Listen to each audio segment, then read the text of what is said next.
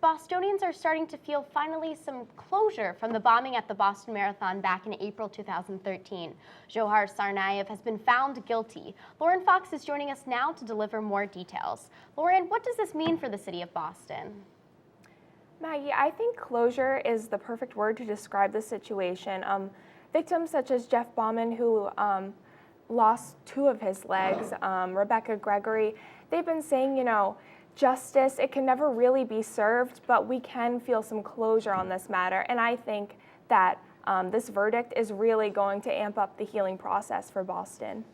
Yeah, in terms of the marathons coming up and also with this trial just being conveniently with that time, what do you think it means in terms of the people that ran it not just 2 years ago, but coming up and having this sort of just patriotic feel now that this trial is over?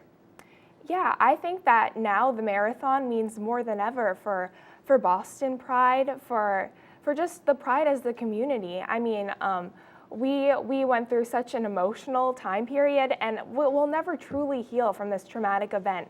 But I think finally, with this verdict, we'll start to breathe a little easier. Thanks, Lauren. Yeah. Thank you. And now with more on the trial. Johar Tsarnaev has been found guilty on all 30 counts in the Boston Marathon bombing trial Tuesday. 17 of these charges carry the possibility of the death penalty. These charges include conspiracy and deadly use of a weapon of mass destruction. 21-year-old Tsarnaev was reported to show no reaction to the verdict, standing with his head down and clasping his hands. The guilty verdict came after 11 hours of deliberation. The jury was witness to 16 days of gut-wrenching testimonies and graphic evidence. In court, victims' families were reported shaking their heads in approval of the verdicts. The jury will move into a penalty phase as early as next week, where the jury will have to decide whether Tsarnaev will receive the death penalty or life in prison.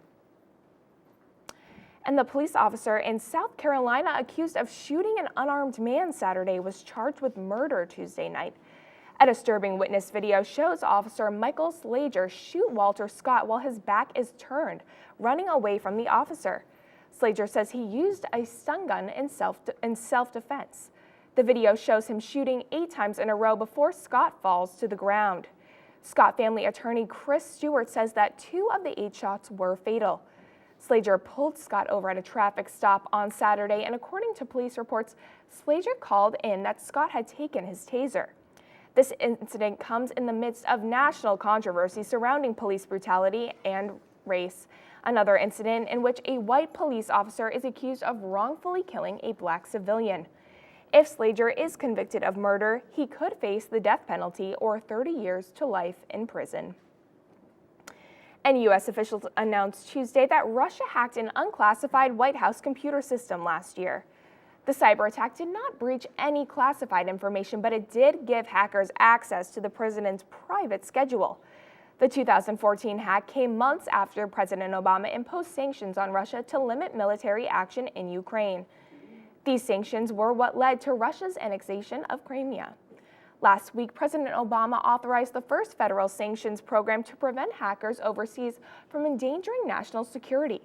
FBI Assistant Executive Director Sean Henry says he has no doubt that both Russia and China are currently tapped into U.S. networks. And 7 are dead after a private plane coming back from the NCAA championship crashed in central Illinois on Tuesday. The 7 dead were the only people on board. 2 of the victims include ISU's associate basketball coach Tori Ward and Deputy Athletics Director Aaron Leach. The airplane crashed into a soybean field approximately 2 miles away from its destination, the Central Illinois Airport in Bloomington. Illinois State President Larry Dietz said in a statement, "Words cannot express the grief that is felt in such a tragedy." Only 2 candidates have officially announced their 2016 presidential bid, and they are already on a harsh offensive. Here's some of the most cringe-worthy political attacks we've seen from them so far.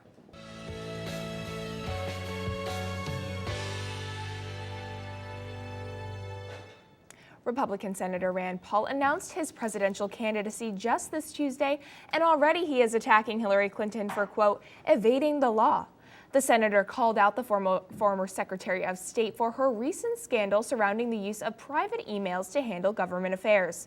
Clinton has also been the center of controversy for receiving donations from countries such as Saudi Arabia, Oman, and Qatar for the Clinton family's foundation.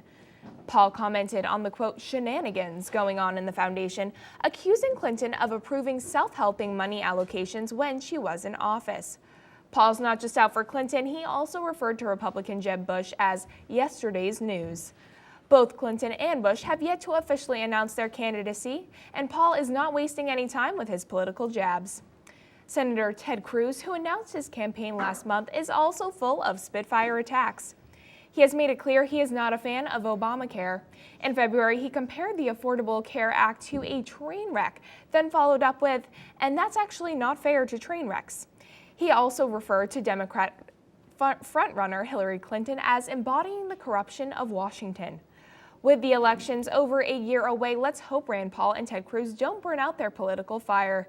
It certainly will be interesting when these two start to really hone in on each other. That's all the news I have for you today. Back to Logan and Maggie at the desk.